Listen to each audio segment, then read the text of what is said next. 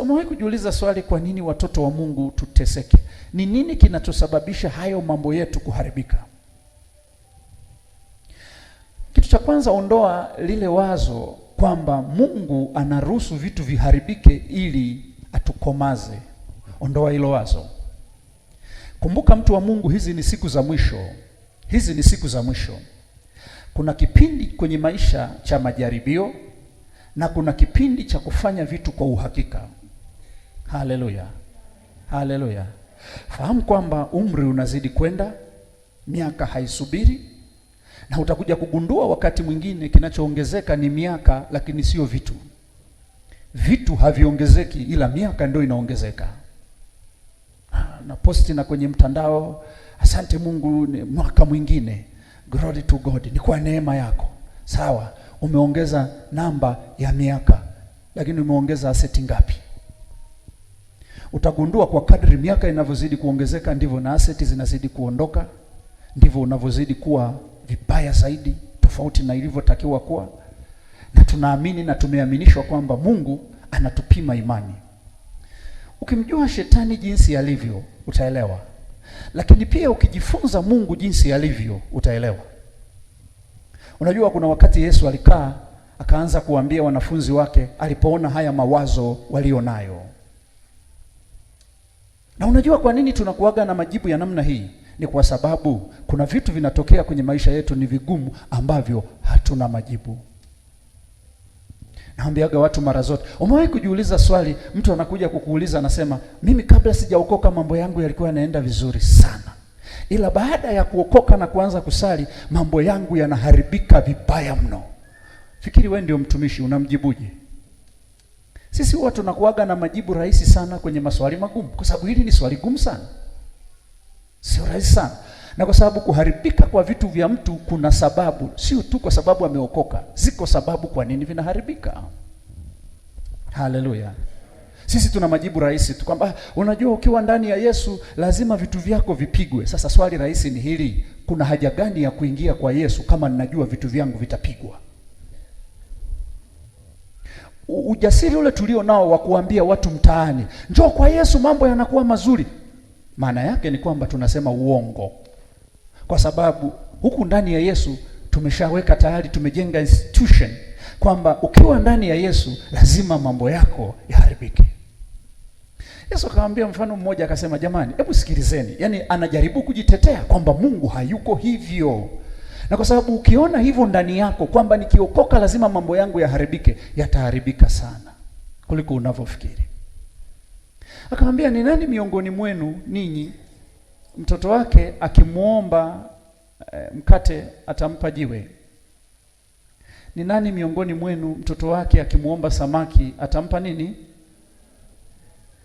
Akasema hivi, kama ninyi wenye imani haba, kama sisi ambao ni wenye dhambi, wenye tabia mbaya, anasema kama mna uwezo wa kuwapa watoto wenu vipawa vilivyo vyema, je, Mungu hatazidi zaidi kuwapa ninyi Roho Mtakatifu, ninyi mliompokea Mungu? Hatazidi kuwapa vipawa vilivyo vyema? Haleluya. Bwana Yesu amebarikiwa sana. Kwa hiyo kuna sababu kwa nini vitu vyetu vinaharibika, na ni kwa sababu kuna maeneo ambayo hatuyashughulikii. Aidha ni kwa sababu hatuyajui, au ni kwa sababu tunayajua lakini tunayapuuzia, tunayaona ni mambo ya kawaida, na ndio hayo ambayo adui anayatumia kuharibu. Msome Mungu kwenye Biblia jinsi alivyo. Anasema ametubariki kwa baraka zote katika ulimwengu wa roho. Zote. Katika ulimwengu wa roho. Zote. Sio moja. Zote. Kwa sababu hiyo haribikiwa kwa vitu sio mpango wa Mungu.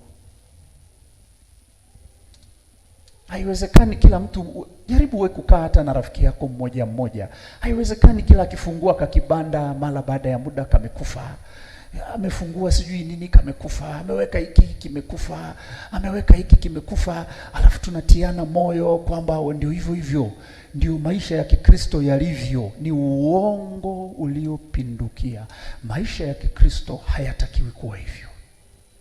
Kwa sababu kazi yetu sisi ni kumfunua Kristo. Tunamfunuaje Kristo? Hatumfunui Kristo kwa maneno. Ndio maana anasema ufalme wa Mungu haui katika maneno matupu. Si ndio watu wa Mungu? Haui katika maneno matupu, bali ishara, nguvu, amani, furaha. Si ndio Hivi vitu vyote tunavipata tukiwa ndani ya ufalme wa Mungu. Sasa moja kati ya maeneo, ndio maana nimekuambia sitaweka msingi kwa sababu ni siku chache, tutakubaliana sisi wenyewe na tutakimbia sana, tutakubaliana kwamba kweli ni siku chache sana. Moja kati ya maeneo ambayo unatakiwa uyape umakini sana. Moja kati ya maeneo ambayo unatakiwa uyape umakini sana. Nisikilize.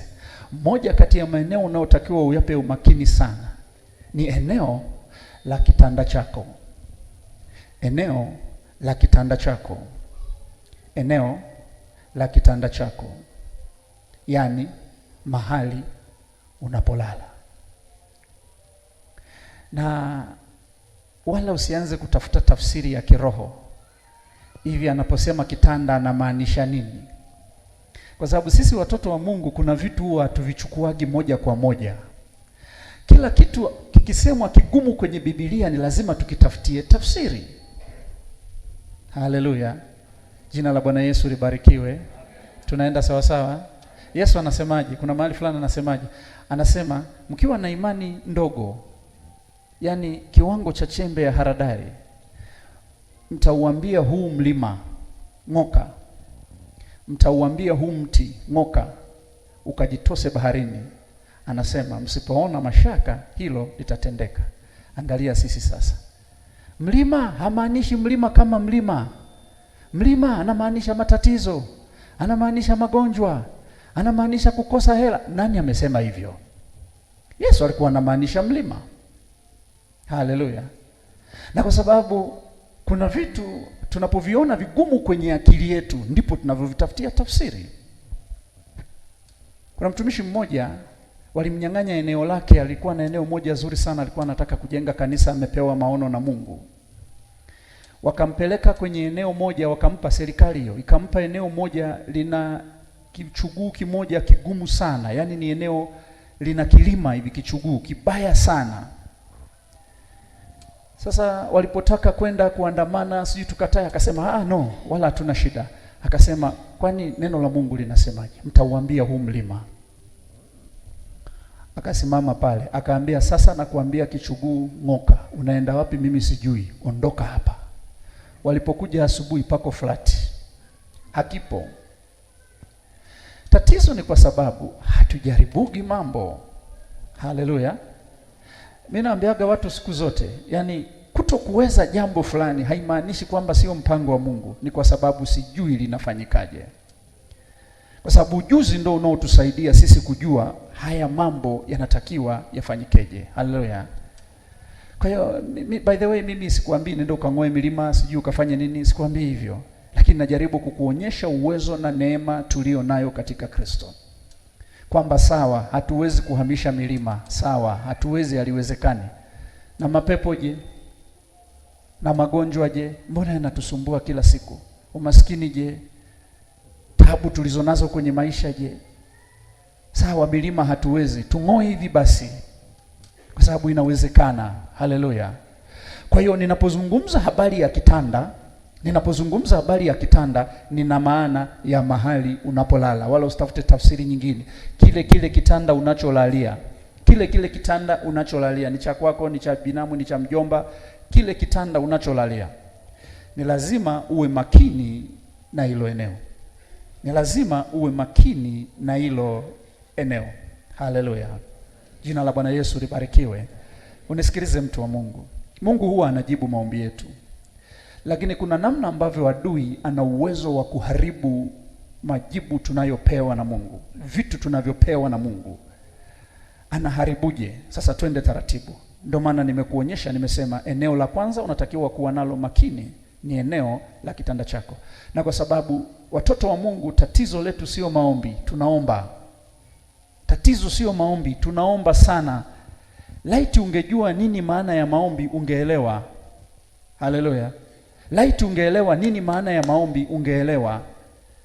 Haiwezekani mtu anakaa kwenye maombi lisali moja masaa mawili, lakini ukiangalia maisha yake yanatia huruma. Maana yake kuna shoti mahali fulani. Nataka unielewe kitu ambacho ninasema. Na nataka nikusemeshe kitu ambacho tumekiona Mungu anafanya. Haleluya. Jina la Bwana Yesu limebarikiwa sana. Jambo la kwanza kuhusiana na kitanda. Jambo la kwanza, kitanda ni wazo la Mungu, sio la mtu. Kitanda ni wazo la Mungu. Kwamba mwanadamu awe na kitanda ni wazo la Mungu, sio la mwanadamu.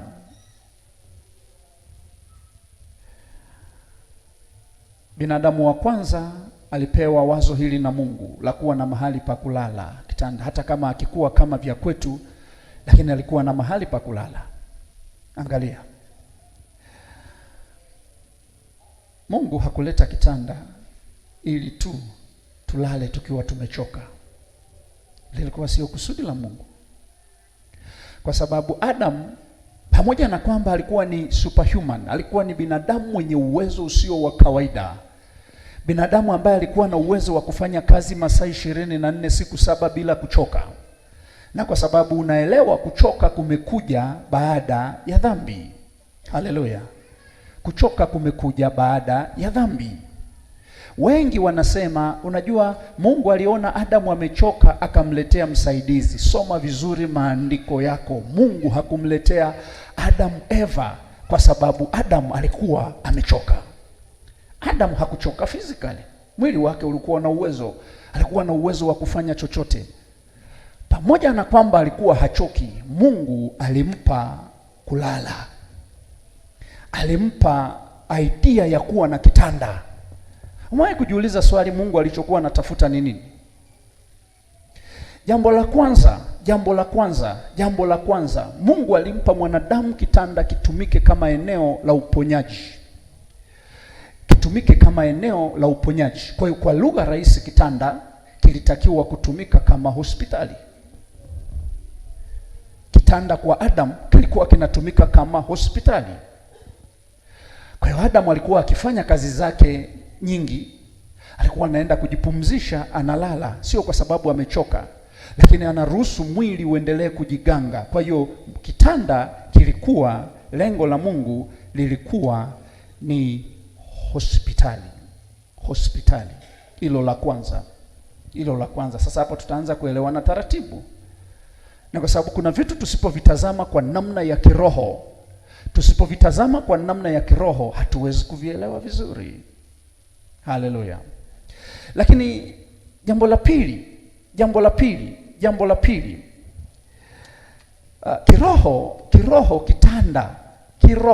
kitanda, nitakuonyesha huko kwenye kwa tunavyozidi kwenda. Kiroho kitanda ni madhabahu. Nataka niseme haya, alafu mistari tutaisoma tu huko mbele, alafu tutaona kwa wingi. Kiroho kitanda ni madhabahu muhimu kwa mwanadamu. Kabla hizi madhabahu hazijakuwepo, madhabahu ya kwanza ambayo Mungu alimpa mwanadamu ilikuwa ni kitanda. Haleluya. Kwa kitanda ni madhabahu muhimu sana kwa mwanadamu, na haijaondoaga hiyo maana ya kwamba kitanda ni madhabahu. Haijawahi kuondoa hiyo maana mpaka leo. Madhabahu ni kitanda ni madhabahu muhimu kwa mwanadamu. Na kwa sababu mambo mengi ya kiroho, unisikilize, mambo mengi ya kiroho kwa mwanadamu huwa yanaanzia kitandani. Lakini pia mambo mengi ya mwanadamu huwa yanaishia kitandani. Kiroho utapata ufunuo, wewe mwenyewe utaona uhalisia wa hili jambo. Haleluya. Kumbuka, tunaposema madhabahu tunamaanisha nini? Madhabahu ni eneo la mabadilishano. Mahali ambapo mwanadamu anapeleka jambo lake, Mungu analeta jibu, madhabahu. Kwa hiyo kitanda ni madhabahu muhimu kwa mwanadamu. Na ni watu wachache sana ambao wanajua umuhimu wa hili eneo. Na ndio maana nikiuliza ni wangapi ambao hata mara moja amewahi kuombea kitanda chake? Sio kuomba akiwa kitandani, kuombea kitanda chake. Haleluya, haleluya. Ni wachache sana wanajua kuhusiana na hili eneo. Kiroho hili eneo ni eneo moja sikivu mno. Kiroho ni eneo moja sikivu mno, linasikia, lakini pia ni eneo ambalo linazungumza. Na ndio maana ukijua hii siri itakusaidia sana hili eneo kulisemesha. Na kwa sababu adui anatumia kutokujua kwetu kuharibu maisha yetu kwa kiwango kisicho cha kawaida. Haleluya. Sikiliza. Hauwezi ukaliona ni eneo la kawaida, eneo ambalo unatumia nusu ya maisha yako ukaliona ni eneo la kawaida. Kuna watu mko hapa unaombeaga ofisini kwako. Unaenda ofisini unaombea, kwa sababu unaamini kwamba shetani atakutana na wewe huko, naombea ofisi yangu na nini na vitu vingine. Lakini unasahau eneo ambalo unatumia muda mwingi kuliko eneo lolote ukiwa duniani. Kwa sababu moja kati ya maeneo ambayo mwanadamu anatumia muda wake mwingi kuliko eneo lolote ni kitandani. Haleluya. Sikiliza, kwa mfano, kama una miaka 40, maana yake ni kwamba zaidi ya nusu ya miaka yako unayatumia ukiwa kitandani. Haleluya. Okay, fikiri kwa mfano, mfanyakazi wa kawaida anakaa masaa mangapi labda ofisini kwake? Tuashumu mfanyakazi wa serikali ataingia saa 2 asubuhi, atatoka mida ya saa 10. Si ndio watu wa Mungu? Manake ni almost masaa 8. Lakini tunasema mwanadamu anatakiwa, hii science imekuwa proved kwamba mwanadamu anatakiwa asilale chini ya masaa 8 kitandani. Asilale chini ya masaa 8. Lazima alale zaidi ya masaa 8. Kazini ukienda, kuna weekend ambazo huendagi kazini, si ndio? Lakini kitandani kuna weekend kwamba weekend hii ni weekend ya kutokulala kitandani. Imewahi kutokea? Hata ikiwa weekend utalala tu kitandani kwako, si ndio? Si ndio? Mfanyakazi wa serikali huwa kwa mwaka anachukuaga likizo ya siku 28. Nani ambaye anachukuaga likizo ya siku 28 au 5 kwenye kitanda, kwamba sasa nimelala sana, nachukua likizo ya siku 5 silali kitandani? Nani anafanyaga namna hiyo? Sasa umeelewa? Kama shetani ana uwezo wa kukufuatilia kazini, kama unaamini kwamba shetani ana uwezo wa kukufuatilia kazini, vipi kuhusu kitandani? Tena kazini, mahali ambako unakuwa macho na nini, fikiri kuhusiana na mahali ambapo unakuwa kama mfu. Fikiri wapi ambapo shetani ataweka nguvu zake kubwa kuhakikisha kwamba anakuharibu. Ndio maana nikasema ni watu wachache sana ambao wana muda. Hata nikiuliza hapa, ni wangapi amewahi kuingia kwenye maombi anaombea kitanda? Utaniambia, mtumishi, kuombea kitanda kwani si nimejiombea mimi mwenyewe nikiwa pale kitandani, manake Mungu amebariki na kitanda? Haya, ni wangapi wamewahi kusafiri wakaombea safari? Mnaombeaga nini unapoombea safari? Unasema, Baba, naomba ulinzi wako, alafu huishia hapo. Unasema, Mungu, na hiki chombo ukibariki. Si umejiombea wewe? Kuna haja gani ya kuombea chombo tena? Kwa sababu unaelewa kiroho, unaelewa kwamba okay, ninaweza nikawa na baraka juu yangu, lakini adui ana uwezo wa kukishughulikia chombo. Unaelewa? Sisi wenye magari tunaombeaga, wenye pikipiki huwa tunaombea, si ndio? Haleluya, haleluya. Sasa kwa nini kitanda uone ni kitu cha kawaida ambacho wala hakina umuhimu wowote? Ninakwambia hili ni eneo ambalo unatumia muda wako mwingi kuliko kawaida. Jambo lingine nataka ulione ni hivi. Mungu amempa mwanadamu kitanda ili matukio makubwa mawili yafanyike. Tukio la kwanza, Kitandani ndipo mahali ambapo siku ya mtu inapoishia. Siku ya mtu inapoishia. Achana na wale wenye fujo ambao anaangalia tamthilia hadi saa 7 au hadi saa 8, siku mpya inamkuta amekaa. Achana na hao wana tabia mbaya. Na kwa sababu sasa tusizungumze sasa kiroho, njoo kwenye science. Watu wa science wanakuambia hivi, lala mapema. Kisayansi, lala mapema kuna faida, na wanaeleza faida za kulala mapema, kwa sababu kuna siri ambayo wanaijua kwamba saa 6 usiku inapofika inatakiwa ikukute huko kitandani. Yaani kwa maana ya kwamba siku yako uimalizie ukiwa kitandani. Haleluya. Yaani ile saa 5:59 uimalizie ukiwa kitandani, lakini pia saa 6:01 uianze ukiwa wapi? Maana yake siku ya pili ya mtu inaanzia wapi? Kitandani.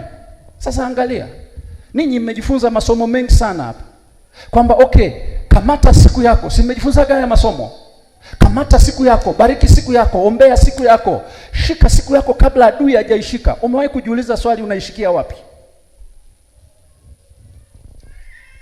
Sisi tunaamini kwamba hii siku yako unatakiwa uishike ukiamka asubuhi saa 11. Unajua ukiamka asubuhi saa 2, ukiamka asubuhi saa 1, yanakuwa yamepita masaa mangapi kwenye siku mpya? Unaelewa hicho kitu?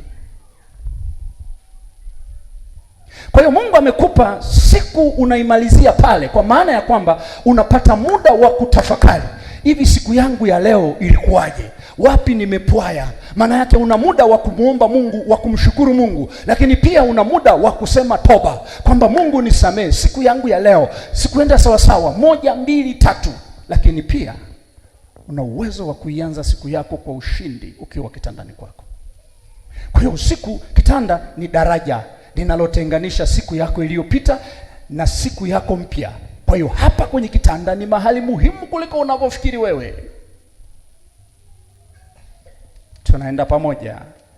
Tunaenda pamoja watu wa Mungu. Jina la Bwana Yesu limebarikiwa. Jina la Bwana Yesu limebarikiwa. Sikiliza.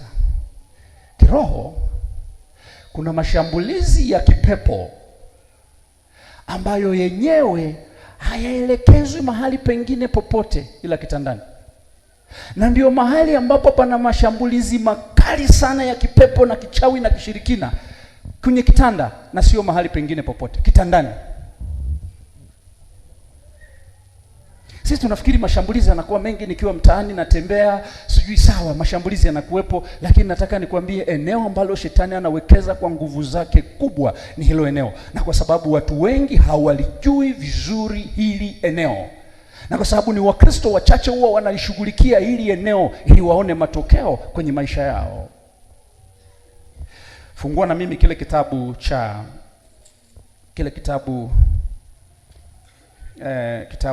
Mithali. Kitabu cha Mithali 3 mstari wa 24. Alafu andika Mithali 6 mstari wa 22. Mithali 3:24 na Mithali 6 ule mstari wa 22. Mithali 3:24 na Mithali 6:22. Ngoja nikuonyeshe hiyo. Mithali 3:24 anasema hivi. Sikiliza. Anasema hivi. Kama hujapata sikiliza. Mithali 3:24 kama hujapata sikiliza. Anasema, ulalapo hutaona hofu. Ulalapo hutaona hofu. Ulalapo hutaona hofu. Ulalapo hutaona hofu. Sio utembeapo, sio uwapo njiani. Ulalapo hutaona hofu. Hofu ni nini? Hofu ni roho. Ni moja kati ya roho katili sana katika ulimwengu wa roho, lakini ni moja kati ya roho very strong katika ulimwengu wa roho.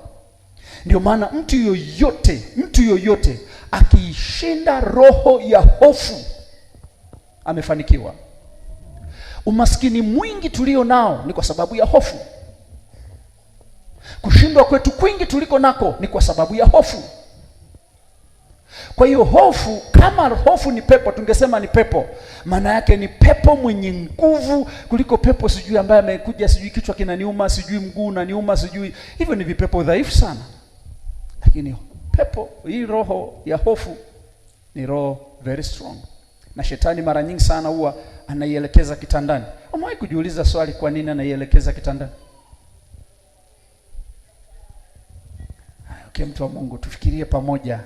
Umewahi kujiuliza swali, kwa nini shetani anaelekeza roho ya hofu kitandani? Tena unakuwa umelala, umefunga na milango, si ndio watu wa Mungu? Unaamka asubuhi, haujui chochote kilichotokea usiku. Kuna haja gani ya shetani kuelekeza roho ya hofu kitandani? Kwa hiyo Mungu anakupa garantii kwamba hutaona hofu kitandani. Anasema naam, utalala usingizi wako. Naam, utalala usingizi wako, utakuwa mtamu. Kuna watu hawalali. Kuna watu hawalali. Sasa wewe kutokulala usingizi vizuri, shetani anapata faida gani? Na mimi nikilala mawazo tu inakuja hivi, nikilala sijui inatumikishwa. Umewahi kujiuliza swali, kile kitendo cha kukosa usingizi vizuri, shetani anapata faida gani?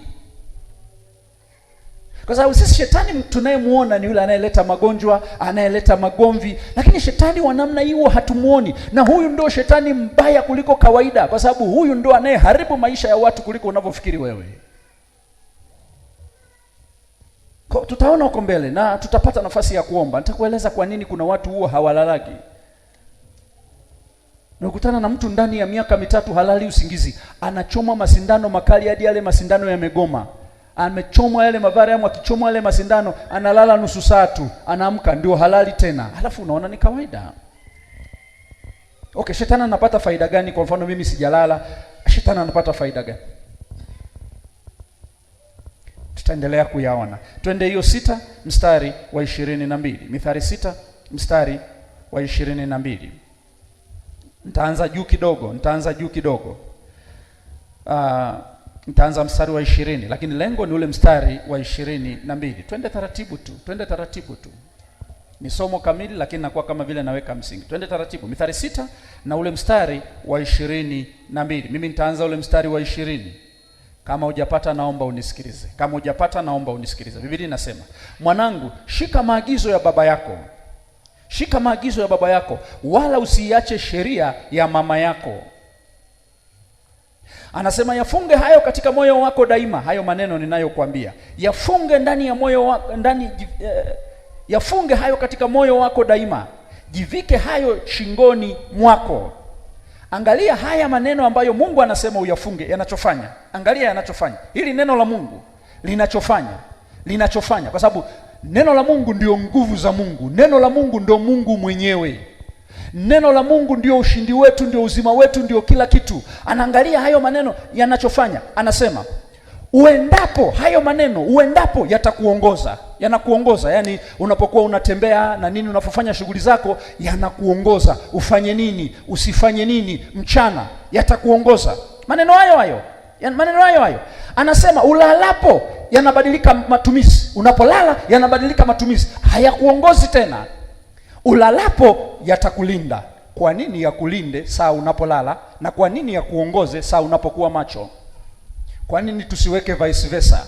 Kwa nini yasikulinde uendapo, haleluya, na yakuongoze unapolala? Kwa sababu tumejifunza, tunajua kwamba humu njiani tunapotembea kuna mitego mingi adui ameiweka. Kuna uchawi mwingi umewekwa manjia panda barabarani na nini mwingi sana. Kwa nini Biblia isiseme yanatulinda tunapoenda mchana, lakini badala yake anasema yanatulinda tunapolala? Ni maneno yale, lakini yanabadilika matumizi yake. Kuna nini kwenye kitanda mpaka Mungu awe makini kuleta ulinzi kwenye kitanda? Haleluya. Jina la Bwana Yesu limebarikiwa sana. Kwa sasa utaelewa taratibu kwa nini ni muhimu. Upate muda wa kuombea kitanda chako. Kwa nini ni muhimu? Upate muda wa kukisemesha kitanda chako. Takueleza namna ambavyo wachawi wanafanya, na wasingependa usikie hili neno, namna ambavyo wanafanya. Umewahi kujiuliza swali, mtu anapotaka kumroga mpaka anarogeka, anaharibikiwa maisha? Umewahi kujiuliza swali, hilo jambo analifanya huyu mtu akiwa wapi?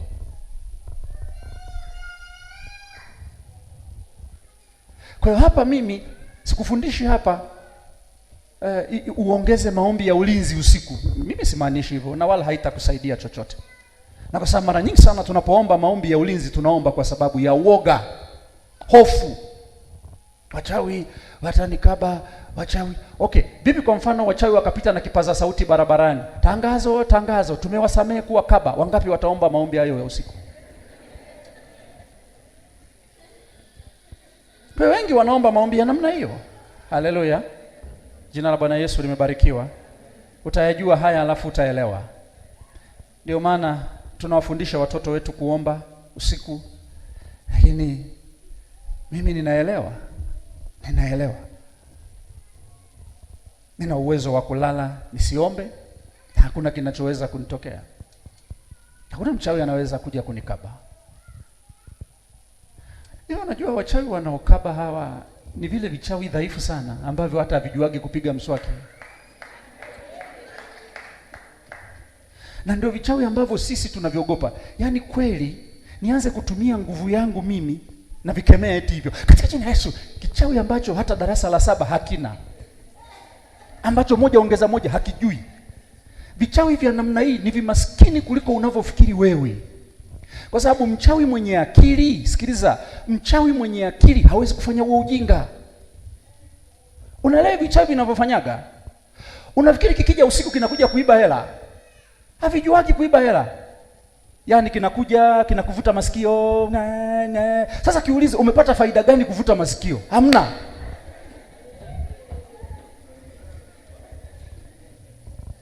Eti mimi sasa ndio nianze eti kuamka, na kuna wengine eti wanamkaga hadi usiku saa 8.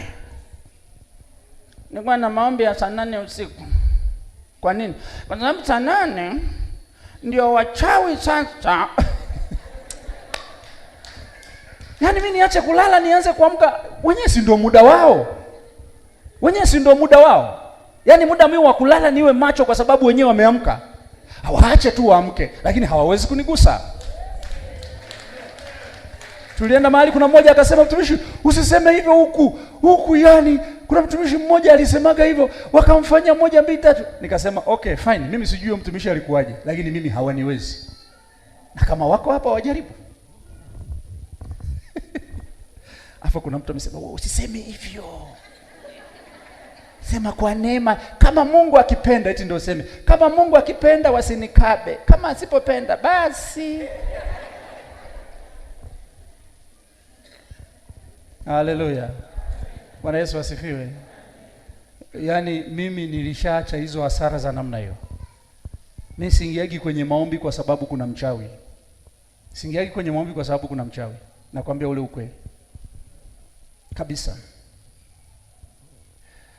Ukiingia kwenye maombi kwa sababu kuna mchawi, maana yake ni kwamba maombi yako aliyekutuma ukaombe ni huyo mchawi. Sasa mimi kweli nitumwe na mchawi kuomba mimi?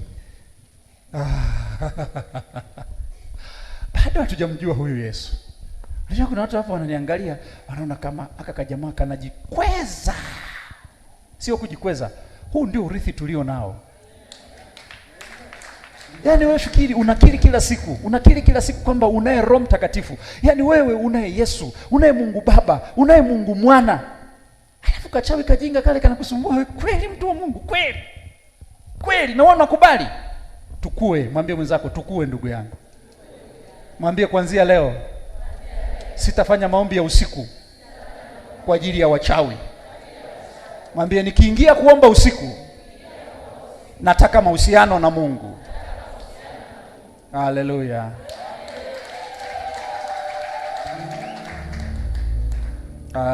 Haleluya. Sasa Mambo muhimu unaotakiwa kuyajua kuhusiana na kitanda. Mambo muhimu unaotakiwa kuyajua kuhusiana na kitanda. Kwa nini kitanda ni muhimu? Okay, ninyi si mmesomaga ule mstari huwa mnausomaga kwenye ndoa, na huwa tuna tafsiri moja tu. Ndoa na iheshimiwe na watu wote, malazi na yawe. Nenda ukaangalie ile tafsiri kwenye Kiebrania, nenda ukaangalie tafsiri, nitakusomea. Nimesema huko mbele nitasoma. Kama naweka msingi, lakini ndo tunaenda hivyo. Lile neno malazi anamaanisha kitanda. Takuonyesha kwenye Hebrew imetafsiriwa, anaposema malazi na yawe safi, anasema na kitanda kiwe stable. Kwa hiyo hazungumzi tu kwa habari ya zinaa. Haleluya. Sawa, zinaa imo kwa maana ya kwamba tusizini, lakini kwenye Hebrew imetafsiriwa stable. Stable hivi tunasemaje kwa Kiswahili? Tunasemaje? Kuwa stable, kuwa imara, kama kuwa imara, si ndio? Anasema na kitanda kiwe imara kwa ajili ya nini? Ili kisivunjike mnapolala. No. Kuna kitu hapa Roho Mtakatifu anajaribu kutuefanya tuelewe, lakini sisi hatuelewi. Roho Mtakatifu ataendelea kutusaidia. Bwana Yesu asifiwe. Jina la Bwana Yesu limebarikiwa. Jambo la kwanza, kwa nini hili eneo lina vita kali? Na kwa nini na wewe upate muda wa kulisemesha hili eneo? Kwa nini upate muda wa kuliombea hili eneo? Jambo la kwanza, kitanda ni madhabahu ambayo Mungu amempa mwanadamu ili aitumie kutafakari. Ni madhabahu ya kutafakaria. Sasa shetani ana uwezo wa kuivuruga hii madhabahu. Hauwezi kutafakari ukiwa hapo. Badala yake unakuwa na mawazo. Unaelewa mawazo eh? Kuna tofauti kati ya kuwa na tafakari na kuwa na mawazo. Mawazo ni vile vitu ambavyo vinakuja kama bisi. Sisi kwetu tulikuwa tunaita ndurusi. Kwa kilugha chetu tulikuwa tunaita ndurusi. Kwa Kiswahili mnaita popcorn. Popcorn ukiziweka kwenye moto zinaanza si ndio?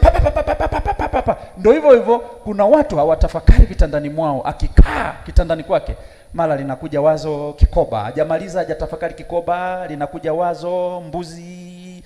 Hivi nilimfunga kweli mbuzi vizuri pembe lile. Akitoka lile alafu yani hawezi akawa na jambo moja. Na nitakueleza kwa nini tunapoteza fursa nyingi sana za kiroho. Kwa nini tunapishana sana na Mungu kwenye hili eneo ambalo lingetupa faida nyingi kuliko kawaida, lakini shetani ana kawaida ya kulidhibiti hili eneo lisikupe wewe matokeo. Na kwa nini? Kwa sababu aliye na kitanda chako, aliye na mamlaka na kitanda chako, ana maamuzi dhidi ya maisha yako. Tutaendelea kuona. Kwa hiyo ili aitumie kutafakari, maana yake ni eneo ambalo Mungu amempa mwanadamu alitumie kutengeneza maisha.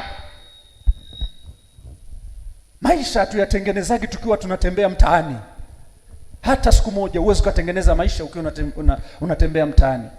Maisha tunayatengeneza tukiwa kitandani.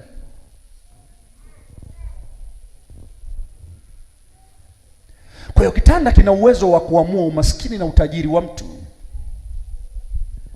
Ndio maana matajiri wa ulimwengu wanaelewa. Fuatilia. Moja ya sifa yao kubwa huwa wanasema matajiri wengi sana huwa wanawahi kulala. Fuatilia. Haya mambo sio ufunuo. Sizungumzi ufunuo kwamba malaika alikuja akaniambia hivyo. Hivi ni vitu ambavyo unaweza ukaingia kwenye mtandao. Wafuatilie matajiri walioko duniani. Staili ya maisha yao wanayoishi. Utakuja kugundua ni watu wanaowahi kulala mapema. Kwa nini? Maskini ndo watu tunaochelewaga kulala.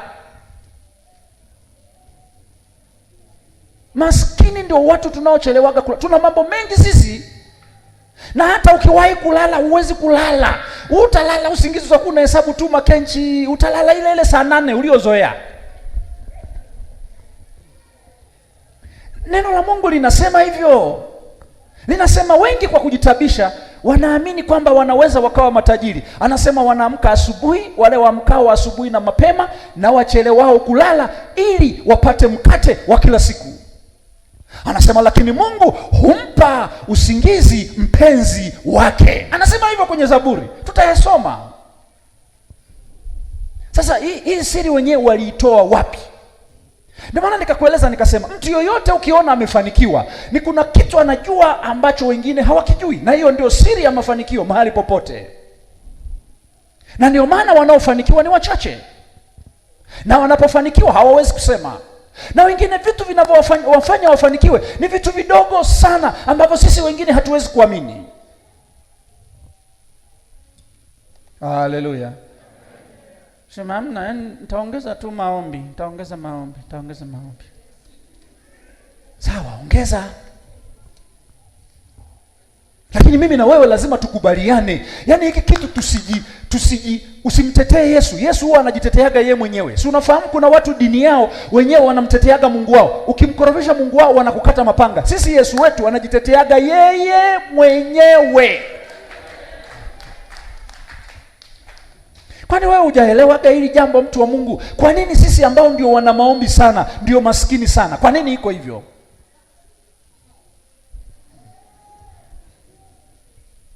Tusipakane mafuta kwa mgongo wa chupa. Hamna, ipo siku Bwana atafanya, ipo siku Bwana. Ipi? Tunatiana na moyo, Bwana anakaribia, yuko kwenye kona. Kona gani ambayo Mungu hafikagi mpaka leo? Sasa ninyi mnaotuambia Mungu yuko kwenye kona, mtuonyeshe hiyo kona, tumfuate huko. Haleluya. Haleluya. Okay, labda kama uelewi, sikiliza. Mimi naomba pia. Na moja kati ya mzigo nilio nao ni kwa hawa watu. Ninyi ni watu muhimu sana kuliko kawaida. Watu wanaolibeba kanisa, wanaoliombea kanisa, wanaoombea masemina kama haya yafanyike. Ninyi ni watu muhimu sana. Ninyi mkiombea semina, mimi nikasimama madhabahuni nikafanikiwa, watu hawatakuona wewe, wataniona mimi. Lakini wewe ndio umefanya kazi kubwa kuliko kawaida. Haleluya. Lakini sasa tukubaliane, tuulizane maswali. Siku ya maombi ni lini? Jumatano, si ndio? Sasa tuulizane maswali ya ukweli. Hivi siku ya Jumatano hapa nje huwa tunapakigi magari mangapi? Sisi wana maombi, magari mangapi yanakuwepo nje? Kwamba wana maombi wako ndani wanaomba, wamepaki magari mangapi?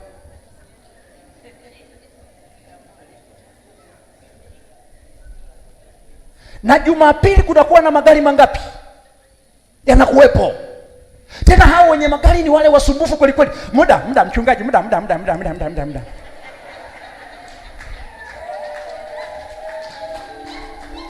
Sasa sisi ambao ni wana maombi, nani aliyeturoga?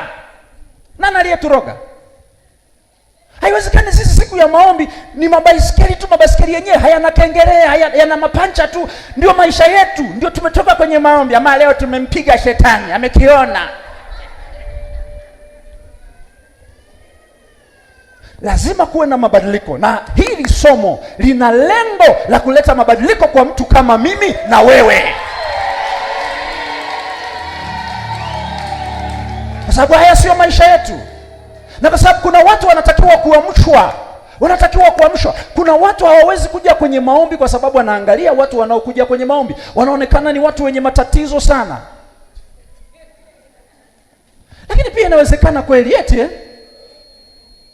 na ndio maana wakati mwingine tunajiita waombolezaji. Inawezekana eti inawezekana tunaomboleza kwa mengi eti. Tunasema jamani, hebu sasa tuombee jamani watu waokoke kanisani. Tunasema Israeli ameomboleza, kumbe amekumbuka kesho kikoba hana hela. Tunasema Israeli leo tumeomboleza kuliko kawaida. Hili jambo lazima liishe. Kwa sababu sisi wana maombi, sisi ndio tunaombeba Mungu. Haleluya. Sisi ndio tunaomfunua Mungu. Sasa hatutakiwi kumfunua Mungu kwa sababu kwenye ufalme sio maneno matupu na kelele nyingi. Haleluya. Mimi ninaongea na wewe, nimetoka kwenye maisha ya kimaskini kuliko unavyojua wewe umaskini. Yaani ule umaskini unaonuka. Haleluya.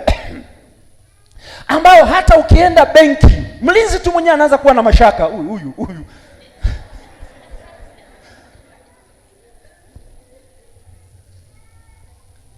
Asikudanganye mtu kwamba tukienda benki hawaruhusu kutumia simu. Ni uongo. Benki simu zinaruhusiwa, lakini nategemea wewe ni nani.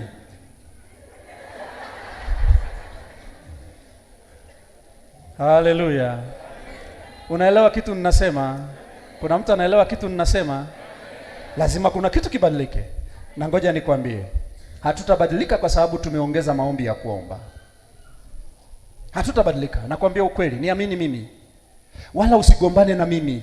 Na wala mimi sigombani na maombi. Wala usije kusema huyu mtumishi hapendi maombi. I say, yani mtu wa Mungu, ukitoka hapa, Mungu akikupa neema, niombee hata dakika 5. Napenda maombi mimi. Lakini maombi ambayo yanatufanya tuendelee kuwa maskini, mimi hayo kidogo nina doubt nayo. Yale ambayo yanafanya vitu vyetu vikwame kwa kiwango hicho na kuamini kwamba unajua tukiwa na Yesu lazima tupigwe sana. Haya, tafuta mfano wa waliopigwaga sana, waliinukaga wapi? Waliopigwa sana waliinukaga wapi? Hawajawahi kuinuka mahali popote. Lakini tunatiwa moyo kwamba ipo siku tutainuka. Tutainukia wapi? Anasema nanyi mtapataje kupona kama hamtajali wokovu mkubwa, wokovu mkuu namna hii.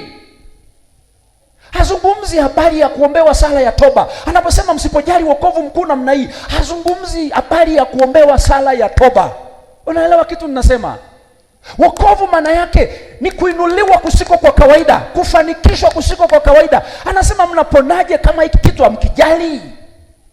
Kama huu wokovu, hiyo kuombewa sala ya toba imewaletea ninyi kuinuliwa kusiko kwa kawaida, kuwa watu wakuu duniani kusiko kwa kawaida, kama hamtajali kitu cha namna hii, mnaponaje? Haleluya. Jina la Bwana Yesu libarikiwe sana. Unajaribu kunielewa kidogo, mtu wa Mungu eh? Kwa hiyo hili eneo la kitanda ndipo mahali ambapo shetani anapatumia kubadili fikra za watu. Hili eneo. Na kwa sababu mafanikio ni fikra. Nikiona sifanikiwi, maana yake fikra zangu ni mbovu. Sijui unaelewa kitu ninasema eh? Fikra zangu ni mbovu, hazinisaidii kufanikiwa. Nini kinachofanya niwe na fikra mbovu? Kama Biblia iko wazi kabisa kwamba nikiwa na Kristo mimi ninakuwa na akili kuliko hata wakufunzi wangu. Nikiwa na hekima ya Kristo mimi ni mkuu kuliko wakuu walioko duniani. Kwa nini mambo yangu yaharibike namna hiyo? Wapi ambapo shetani anatuweza na kuharibu? Kwa nimesema hili ni eneo ambalo shetani huwa analitumia kuharibu fikra za watu. Sasa takusemesha, hasubiri mpaka utakapolala ndo aje aharibu. Shetani anajua namna ya kucheza na hili eneo. Anajua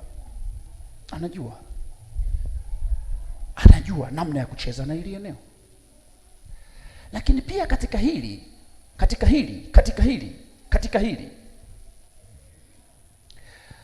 mambo yatakayofanyika kesho, ambayo mtu atayafanya kesho, yanaanziaga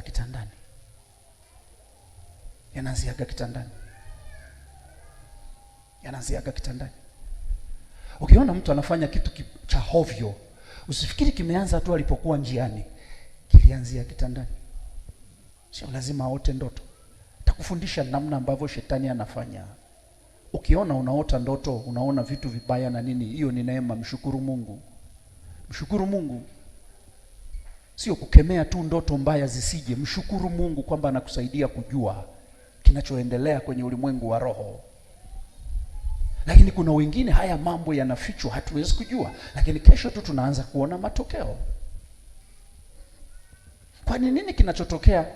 Mtu alikuwa na mawazo mazuri kabisa kwamba okay, nahitaji mtaji. Ameomba mtaji, imeshindikana. Ameomba ndugu zake, imeshindikana. Alafu akapata idea kwamba hiki kibiashara kidogo ninachofanya, nitajitahidi kila siku niweke shilingi 2,000. Alafu nikiweka 2,000, baada ya mwaka mmoja, miaka miwili, nitakuwa nimepata milioni kadhaa.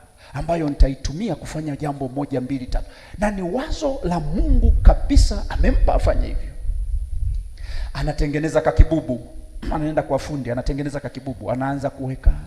Wiki ya kwanza, mwezi unaisha, si ameweka, ataweka kwa mwaka mzima. Mwezi wa pili, mwezi wa tatu, kuna siku tu analala, anaamka asubuhi, nakuja wazo, hivi kwa mfano nikifaje? Hii hela ndani atakayetumia, ngoja tu, anaenda anabomoa. Alafu akibomoa anaenda kufanya vitu vya kijinga, atanunua kitenge, atanunua mandazi, bagia, ile hela imeisha. Anarudi tena kwenye maombi, Baba niinue, nikweze, lakini haoni chochote kwenye maisha yake. Umewahi kujiuliza swali, hilo wazo amelitoa wapi? Umewahi kujiuliza swali, hajaota ndoto, hajasikia chochote, hilo wazo amelitoa wapi? Umewahi kujiuliza hilo swali?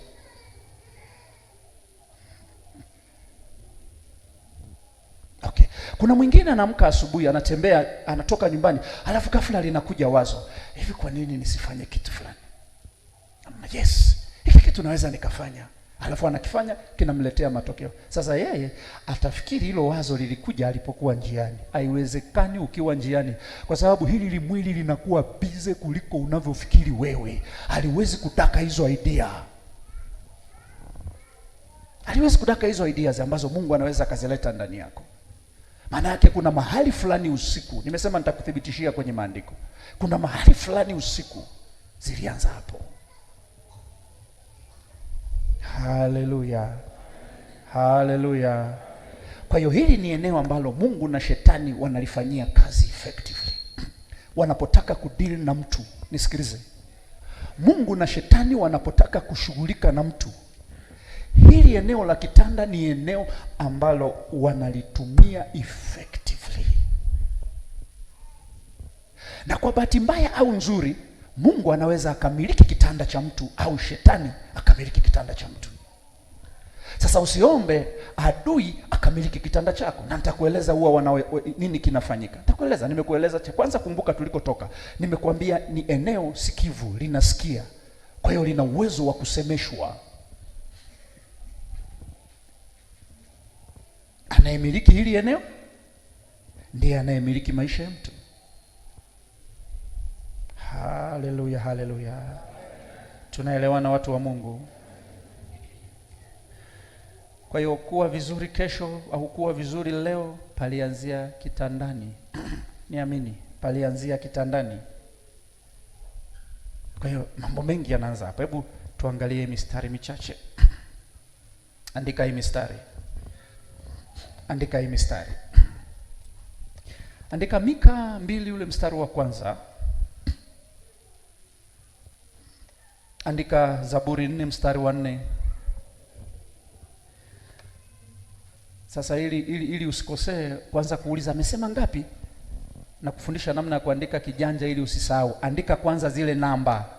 Sawa? Andika kwanza. Kwa mfano nimekwambia Zaburi 4 mstari wa 4. Unaandika 4 mstari wa 4, alafu kitabu huwezi kukisahau. Kwa Zaburi 4 mstari wa 4. Alafu andika Zaburi 36 mstari wa 4. Kwa unaandika 36:4, unajua ni Zaburi. Zaburi huwezi kuisahau. Mistari hii utaisahau tu. Alafu andika Zaburi 63 mstari wa 6.